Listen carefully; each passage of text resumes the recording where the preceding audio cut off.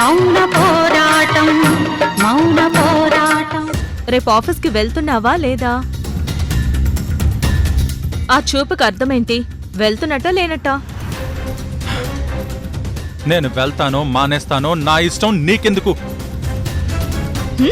నాకెందుకా? నేను నీ భార్యని, తెలుసుకునే బాధ్యత నాకుంది. తెలుసుకునేం చేస్తావు? నీ ఫ్రెండ్ సువర్ణకి చెప్తావా? ఇదిగో ఇందుకే నాకు ఒళ్ళు మండేది. సువర్ణ నాకు ఫ్రెండ్ ఏంటి? ఏ నీ కంటికి నేనెలా కనిపిస్తున్నాను? అంత చులుకలుగా కనిపిస్తున్నానా? నాకు అమ్మ లేదు, ఏ అండ లేదని నోటికేదొస్తే అది మాట్లాడితే నేను ఊరుకోని చెప్తున్నాను. నువ్వు అంతలా అసహించుకునే మనిషితో నేను చనువుగా మాట్లాడేంత దుర్మార్గురాల్నా? మరి ఫోన్ చేసి చెప్పమంటే ఎందుకు చెప్పట్లేదు? ఆ విషయం అత్తగారి ముందే క్లియర్గా చెప్పాను కదా. మళ్ళీ అదే టాపిక్, అదే క్వశ్చన్. ముందు నేను అడిగిన దానికి సమాధానం చెప్పు. నేనెందుకు చెప్పాలి? నాకిష్టమైన పని నువ్వు చేయనప్పుడు నీకు కావాల్సిన దానికి నేనెందుకు సమాధానం చెప్పాలి? మురారి, అన్నయ్య రా అన్నయ్య. అన్నయ్య. తమ్ముడు ఏమైందిరా? ఏం లేదన్నయ్య, నేను సువర్ణ మొహం చూడను, నాకు అసలు ఇష్టం లేదు. కానీ ఆఫీస్లో జాబ్ మానేసే అవకాశం లేదు. ఏం చేయాలో నాకు అర్థం కావట్లేదు. నువ్వేం చేసినా ఆఫీస్కి వెళ్ళే తీరాలి. చేయడం ఇష్టం లేనప్పుడు చేయక తప్పని పరిస్థితి రావడం నీకే కాదురా, నాకు ఇప్పటికి చాలాసార్లు వచ్చింది. అప్పుడు ఏమీ చేయలేని నిస్సహాయ స్థితిలో ఉండిపోయేవాణ్ణి. అలా అని నేను ఆఫీసర్స్ కింద పనిచేయడం మానేశానా? మానేయలేదు. ఎందుకంటే ఎక్కడో ఒక చోట మనం పని చేయక తప్పదు. ఒకవేళ మనం ఇప్పుడు ఇక్కడ మానేసి వేరే చోటికి వెళ్తే సువర్ణ కంపెనీ వాళ్ళు నీకు వేరే పని దొరకనిస్తారా? కాబట్టి వచ్చిన ఉద్యోగాన్ని వదిలిపెట్టి వాళ్ళతో కూడా కేసులు పెట్టించుకునే పరిస్థితి తెచ్చుకోవద్దు. నీ లైఫ్ని అనవసరంగా పాడు చేసుకోవద్దు తమ్ముడు. నువ్వు కావాలంటే ఒక పని చేయొచ్చు. ఆ సువర్ణ దగ్గర పనిచేస్తూ ఆవిడ చేసే అక్రమ వ్యాపారాల గురించి ఇన్ఫర్మేషన్ లాగు. ఆ వ్యాపారాల గురించి సాక్ష్యాలు సంపాదించు. ఆ దుర్మార్గురాలికి బుద్ధి చెప్పు. ఎస్ అన్నయ్య, నువ్వు సూపర్. ఎగ్జాక్ట్గా నేను కూడా అదే అనుకున్నాను. సువర్ణని నాశనం చేస్తానని ఆమెతోనే ఛాలెంజ్ చేశాను. అన్నయ్య, నువ్వు నిజంగా నా సొంత అన్నయ్యవే. నేనేం కోరుకున్నానో నువ్వు అదే చెప్పావు. తమ్ముడు, నువ్వు ఇప్పుడు జాబ్ చేయక తప్పని పరిస్థితి కాబట్టి వెళ్ళు. ఆ జాబ్ చెయ్యి. ఆ 2 కంపెనీల శాలరీలు తీసుకుంటూ ఆ సువర్ణ చేసే తప్పుల్ని బయటపెట్టు. ఆ పని చేస్తున్నప్పుడు నీకేదైనా ప్రాబ్లం వస్తే వెంటనే నాకు ఇన్ఫార్మ్ చేయి. నేను చట్టపరంగా చేయాల్సింది చేస్తాను. నీ అన్నయ్యగా నేను నిన్ను కాపాడుకుంటాను.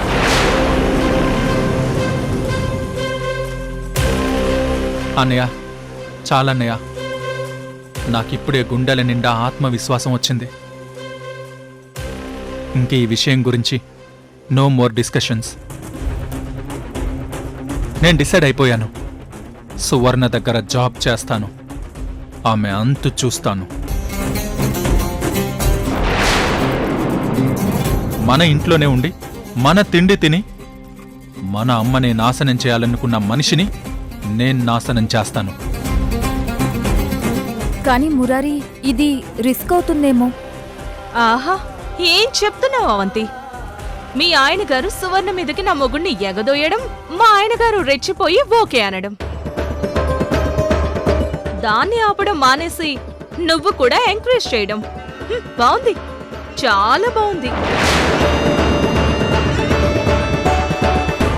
అందరూ కలిసి నా భర్తని ప్రమాదంలోకి వెళ్ళమని రెచ్చగొడుతున్నారన్నమాట. నక్షత్ర, పిచ్చి పిచ్చిగా మాట్లాడకు.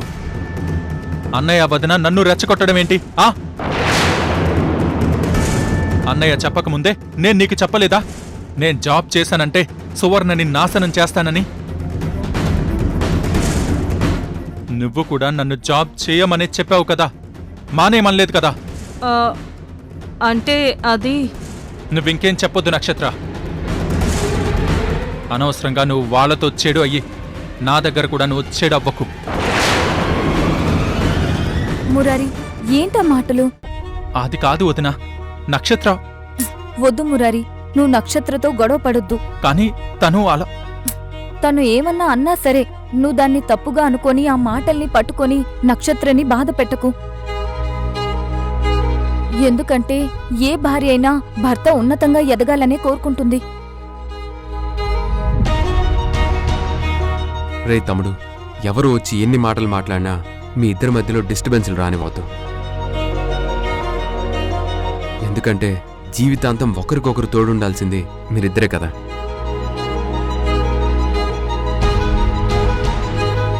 నక్షత్ర, నువ్వు కూడా ప్రతి విషయాన్ని నెగిటివ్గా ఆలోచించి దాన్ని మురారికి తలనొప్పిగా మారే పరిస్థితి తీసుకురావద్దు.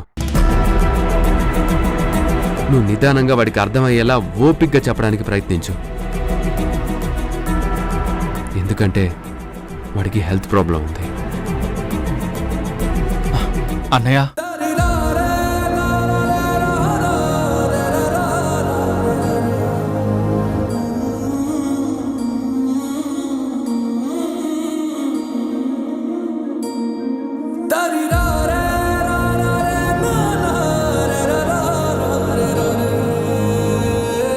సరేరా, ప్రశాంతంగా నిద్రపోండి.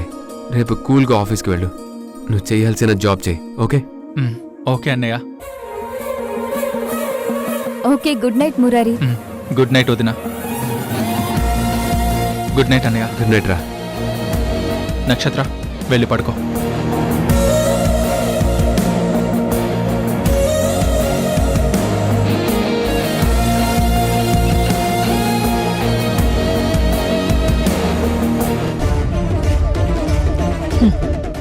నేను చెప్తే వినలేదు, మీ అన్నయ్య చెప్తే వింటావా? నువ్వు సువర్ణని ఎలా నాశనం చేస్తావో నేను చూస్తాను. నువ్వు చేసే ఏ పని జరగనివ్వను. ఎందుకంటే సువర్ణ నాశనమైతే ఆవిడ వ్యాపారం నాశనమైపోతుంది. అది మనకి రావాల్సిన ఐశ్వర్యం. అందుకే సువర్ణని నాశనం అవ్వనివ్వను, దుర్గని నాశనం చెయ్యకుండా ఉండను.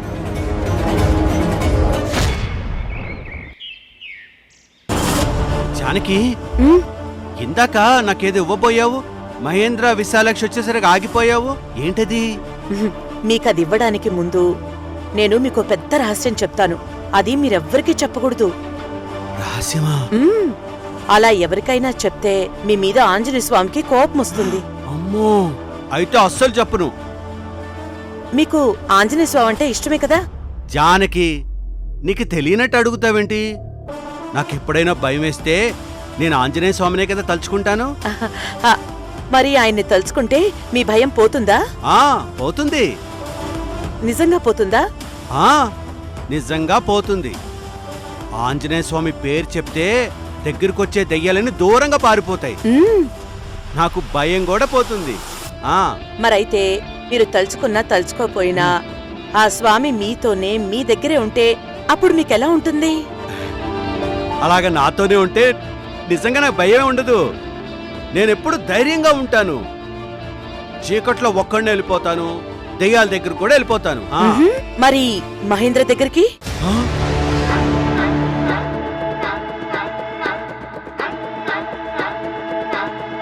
మహేంద్ర దగ్గరకా? మరి ఆంజనేయ స్వామి ఎప్పుడూ మీతోనే ఉంటే మీరు మహేంద్ర ముందుకి భయం లేకుండా వెళ్ళగలరా? జానకి, మొన్న నువ్వు నాకు ధైర్యం చెప్పినప్పుడే నేను మహేంద్ర ముందుకి అంత ధైర్యంగా వెళ్ళిపోయాను. నువ్వు చూసావు కదా. కానీ మహేంద్ర అలా మీద పడి కొట్టేసరికి నాకు భయం పుట్టేసింది, కింద పడిపోయాను. అదే ఆంజనేయ స్వామి నాతో ఉంటేనా, నా స్వామి రంగా మహేంద్రని తిరగేసి కొట్టేసేవాణ్ణి. అయితే మీ కుడిచే ముందుకు చాచండి. ఎందుకు? చాచండి, చెప్తాను.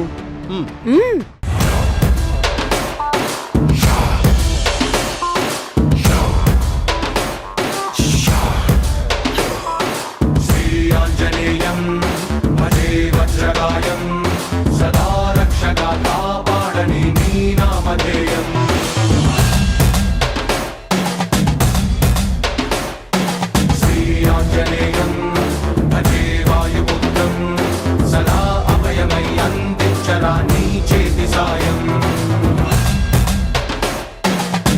తాడు ఆంజనేయ స్వామి గుడి నుంచి స్వామి ప్రతిరూపం ఉండే తాడు తీసుకొచ్చి మీకు కట్టాను.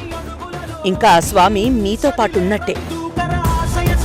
జానకి అప్పుడే నాకేదో బలం లోపల నుంచి వచ్చేస్తుంది. వస్తుంది వస్తుంది. జానకి ఇప్పుడే వెళ్ళి నేను మహేంద్రని కొట్టేస్తాను. వద్దు, ఇప్పుడొద్దండి. రేపటి నుంచి ఎవరైనా తప్పు చేసినా, మిమ్మల్ని యజమానులా గౌరవించకపోయినా, సౌందర్యని గాని నన్ను గాని కొట్టినా, ఆ, మనకి పనులు చెప్పినా మీరు ఊరుకోవద్దు. అప్పుడు కొట్టేసేయండి. అంటే రేపటి నుంచి మనం ఎవ్వరికి భయపడక్కర్లేదు. మనకెవరు పనులు చెప్పకూడదు, అంతేనా? మరి మీరు ఈ ఇంటి యజమాని. యజమానికి అతని భార్య పిల్లలకి ఎవరైనా పనులు చెప్తారా? మ్హూ, చెప్పకూడదు. అది మరి నేను మహేంద్రని రారా పోరా అని పిలవచ్చా? మొన్న చెప్పాను కదా, అతను మిమ్మల్ని మర్యాదగా పిలిస్తే మీరు మర్యాదగా పిలవండి. ఆ, లేదంటే మీరు కూడా రారా పోరా అని పిలవండి. కరెక్ట్గా చెప్పావు. అలాగే పిలుస్తాను. ఆ తర్వాత రేపటి నుంచి మనం ఏం తినాలో, చత్తికి ఏం వండాలో అన్నీ చెప్తాను. ఖచ్చితంగా చెప్పండి. అంతేకాదు, మీరు ఏ పేపర్ మీద వేలి ముద్ర కూడా వేయద్దు. వేలి ముద్ర ఎందుకేస్తాను? సంతకం పెడతాను. నువ్వు నేర్పించావు కదా. అయ్యో, సంతకం కూడా పెట్టకూడదండి. ఏదైనా సరే మావయ్యని బాగా చదవమని, దానివల్ల ఏ సమస్య లేదంటేనే సంతకం పెట్టండి. నాన్నెందుకు? నువ్వు నాకు చదువు చెప్తున్నావు కదా, నేనే చదివేస్తాను. మీరవి చదవాలంటే ఇంకా బోల్డ్ అంత చదువు నేర్చుకోవాలి. అవునా? మ్మ్. అయితే సరే, నువ్వు చెప్పినట్టే చేస్తాను. ఆ.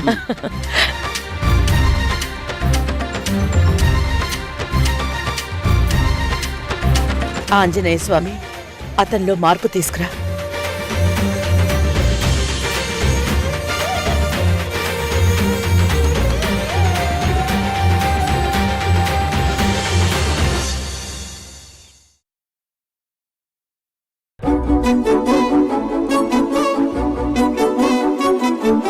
అవంతి, అయ్యో అవంతి. అత్తయ్య, పిలిస్తే నేనే మీ దగ్గరకు వచ్చేదాన్ని కదా. సరే కూర్చోండి, ఆ, కూర్చోండి. మ్. ఇల్లంతా మెల్లమెల్లగా నాకు అలవాటవుతోంది అవంతి. నేనిప్పుడొచ్చింది మురారి గురించి మాట్లాడదామని. మురారి గురించా? మ్. ఇంకేం మాట్లాడాలత్తయ్యా? ఆల్రెడీ ద్వారక మాట్లాడాక ఒప్పుకున్నాడని చెప్పాను కదా. ఇప్పుడు మురారి కూడా ఆఫీస్కెళ్ళడానికి సిద్ధమవుతున్నాడు. మురారి ఒప్పుకున్నాడని చెప్పావు గాని సువర్ణ మీద పగ తీర్చుకోవడానికి ఒప్పుకున్నాడనే చెప్పావు. అది ఎలాంటి దారుణానికి దారి తీస్తుందోనని నాకు భయంగా ఉందవంతి.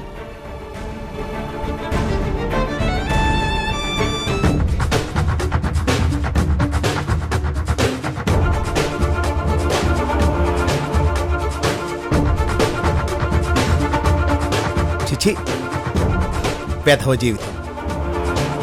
ఇక్కడ ఇంత దారుణంగా ఇరుక్కుంటాననుకోలేదు. పాలిచ్చుకుని బతుకైపోయింది చివరికి. గంటకి ఎవరో ఒకరికి ఏదో ఒకటి కావాలి.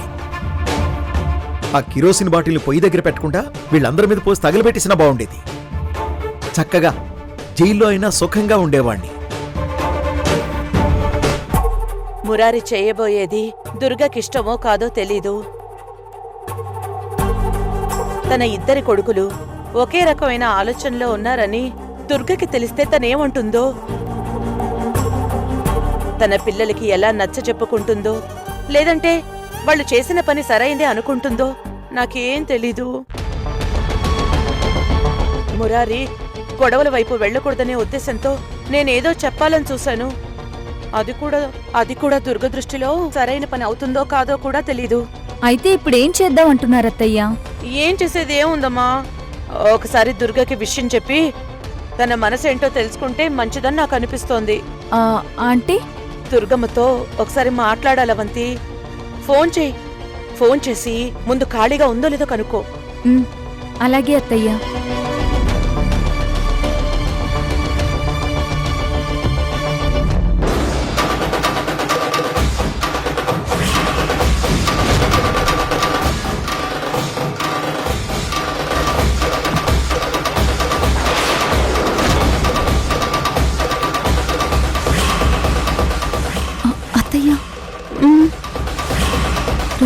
గారు పాలు గ్లాస్తో గుమ్మంలో నిలబడ్డారు.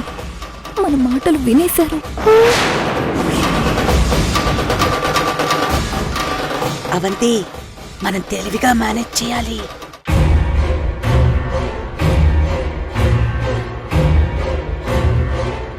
ఏంటి పాలు తీసుకొచ్చి ఇవ్వకుండా అక్కడే ఆగిపోయారేంటి? రఘురాం, ఏంటి అక్కడే ఆగిపోయావు? వచ్చి పాలు ఇక్కడ పెట్టేసి వెళ్ళు. ఇక్కడ ఎందుకు ఆగిపోయానో మీకు తెలీదా?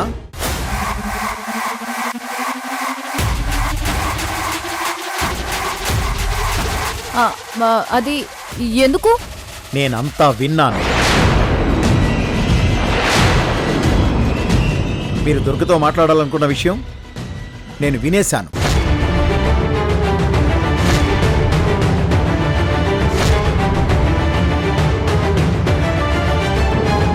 నాకిప్పుడు నిజం తెలిసిపోయింది. ఇన్ని రోజులు నన్ను ఎంత పిచ్చోని చేశారు, నన్ను తిట్టారు, నా చెంపలు పగలగొట్టారు, నన్ను వంటోని చేశారు. కానీ ఇప్పుడు నాకంతా తెలిసిపోయింది. రఘురాం, నేను చెప్పేది నిజం తెలిసా కూడా మీరేం చెప్తారు? చెప్పి నన్ను ఇంకా పిచ్చోని చేస్తారా? ఇంకా మీ మాటలు నమ్మి నేను వెర్రి వెధవని కాలేను. రఘురాం గారు, అది మేం చెప్పేది వినకుండా. నేను వినను. నేను ఒక్క మాట కూడా వినను. వంటోడి పోస్టు నుంచి ఈ పాకీ పోస్టుకి మారలేను. ఏమండి దుర్గ గారు, నేను మీకు ఏం ద్రోహం చేశానండి? ఎందుకు నా జీవితంతో ఇలా ఆడుకుంటున్నారు? రఘురాం, నువ్వేమంటున్నావో మాకు అర్థం కావట్లేదు. వద్దండి, వద్దు. నాకు తెలుసు మీరు దుర్గమ్మతో మాట్లాడడం అంటే ఆ కనకదుర్గమ్మతో మాట్లాడాలనుకుంటున్నారు, అంతే కదా?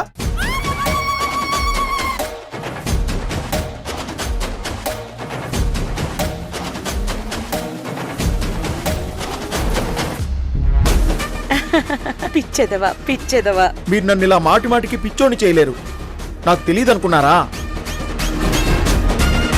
నేను రావడం చూసి మీరు కావాలని ఇద్దరు కోడ్ భాషలో మాట్లాడుకుంటూ నన్ను మళ్ళీ ఇంకోసారి వ్యధవం చేద్దామని ప్లాన్ చేశారు.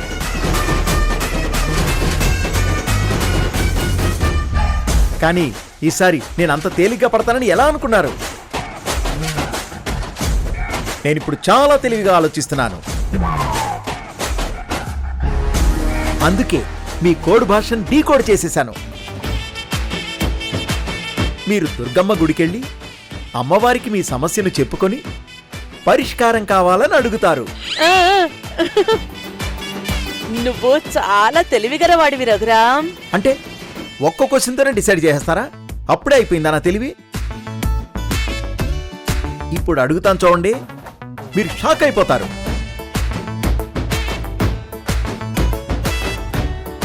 మీరు గుడికి వెళ్ళాలనుకుంటున్నారు, కరెక్టే. కానీ మరి ఫోన్ ఏంటి? ఎవరికి ఫోన్ చేస్తారు?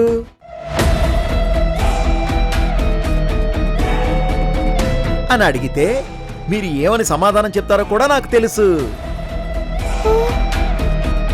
అది కూడా కనిపెట్టేశాను. ఫోన్ చేసి ఖాళీగా ఉందో లేదో కనుక్కొని మీరు అవంతికి చెప్పింది గుడి ఖాళీగా ఉందో లేదో అని గుడి పూజారి గారికి ఫోన్ చేసి కనుక్కోమని చెప్తున్నారు కదా?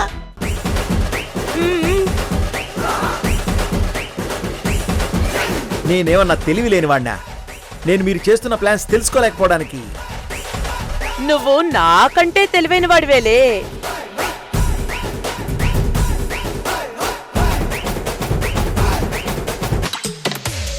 అవంతి, పాలు తీసుకో. అక్కడ పెట్టండి.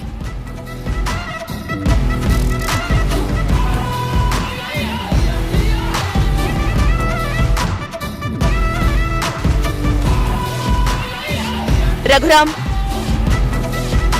ఏంటి కిందకి పైకి చూస్తున్నావు? వెళ్ళు, వెళ్ళు. వెళ్తా. అత్తయ్య, ఆ? అది మీరెలా కనిపెట్టారు? ఆ రఘురాం మెంటాలిటీ నాకు తెలీదా? ఓ. అలా చూసుంటాడని చెప్పా. కానీ అత్తయ్య, అదృష్టం బావుండి మనం బతికిపోయాం. రఘురాం అతి తెలివి మనం దొరికిపోకుండా చేసింది. ఇక మీదట మనం మాట్లాడుకునేటప్పుడు చాలా జాగ్రత్తగా ఉండాలి అవంతి. అలాగే అత్తయ్య. దుర్గత్తయ్యతో నేను ఫోన్లో మాట్లాడి ఈ విషయం చెప్పేస్తాను. చెప్పు. సరే, ముందైతే పాలు తాగు.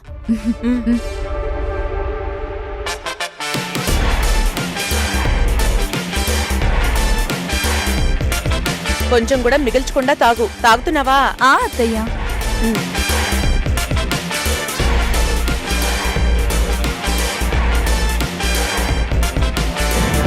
ఏంటే బలుపా? నోటికేదొస్తే అది కూస్తున్నావు. బలుపంటే నాది కాదు. ఈ ఇంట్లో ఏ హక్కు లేని మీరు మాట్లాడే మాటలు, చేసే పనులు ఉన్నాయి కదా, వాటిని బలుపు అంటారు. ఈ ఇల్లు, ఆస్తి అన్నీ నా భర్తవే. కాబట్టి ఈ ఇంట్లో ఆయన మాట జరగాలి.